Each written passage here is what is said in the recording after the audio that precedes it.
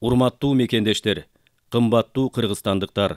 Өлкөбүз 2021 жылдын апрель айында, андан кийин 2022 жылдын сентябрь айында соңку тарыхындагы оор сыноолорду башынан кечирди. Кыргыз-тажик чек арасында 2 рет кайталанган каргашалуу окуяларды ар бир кыргызстандык жүрөгү сыздап, терең кайгыруу менен кабыл алды. Айкөл Манас атанын урпактарыбыз деген көкжал жоокерлерибиз менен эл ичинен чыккан эр азаматтарыбыз мамлекеттин бүтүндүгүн, өлкөнүн эгемендигин сактап калуу үчүн болуп көрбөгөндөй эрдик көрсөтүштү. Тилекке каршы бул каргашалуу окуяларда 99 жараныбыз курман болуп, орду толгусу оор жоготууларга учурадык.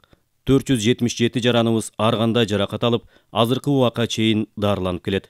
Эл уулдарынын мекенчегин көздүн карайгиндей сактоодогу каармандыгы тууралуу эчендеген макала баяндар, көркөм китептер жазылып, даректүү фильмдер тартылып, болуп өткөн окуяны келечек муундун көз алдына тасмадай тартып бере турган мезгилдер али алдыда. Алардын ата мекен үчүн кан жанын аябаган эрдиги, мекенчилдиги муундан муунга даңазаланып, элибиздин эсинде түбөлүккө сакталып калат. Жамы журтубуздун, жалпы мамлекетибиздин тикесинен тик туруп, жапа тырмак колдоо көрсөткөндүгүнүн натыйжасында 2021 жылдын апрелинде өрттөлгөн турак үйлөр кайра курулуп, толугу менен бүткөрүлүп, пайдаланууга берилди. Кагылышууда курман болгон мекендештерибиздин үй бүлөлөрүнө да өз убагында үйлөр курулду. Кагылышуунун кесепеттерин жоюу максатында 2022 жылдын 17 сентябрында Баткен жана Ош облустарынын административдик аймактык бирдиктерин калыбына келтирүү жана өнүктүрүү боюнча биринчи кезектеги чаралар жөнүндө, андан кийин 2022 жылдын 10 октябрында, 2022 жылдын 14-17 сентябрында Баткен облусунда болгон куралдуу кагылышуунун кесепетинен жабыр тарткан Баткен облусунун, Баткен районунун айрым калктуу конуштарын калыбына келтирүү боюнча кошумча чаралар жөнүндө жарлыктарым чыкты.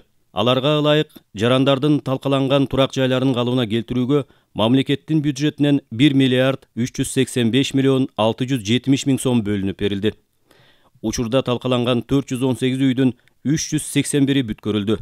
Калгандарын калыбына келтирүү жаатында курулуш иштери жүрүп жатат. Мындан сырткары, жапа чеккен жарандардын насыя берүүчү мекемелерге болгон 31 миллион сомдук карызы жоюлуп, 63 миллион сомдук насыялык келишимдердин шарттары жеңилдетилди.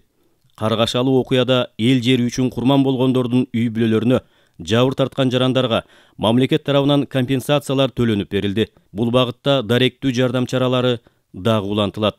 Ардактуу агайын туугандар, биринчи жолу кагылышуудан кийин мамлекетибиз чыйыр алып, чек ара коопсуздугун бекемдөө максатында кечиктирилгис чараларды кабыл алганын билесиздер. Өлкө тарыхында алгач ирет республикалык бюджеттен куралдуу күчтөрүбүзгө заманбап аскердик техника жана башка керектүү жабдыктар сатып алынды. Натыйжада экинчи жолку кагылышууда татыктуу жооп кайтарылып, мизи майтарылып, көптөгөн курмандыктардын болушуна жол берилген жок.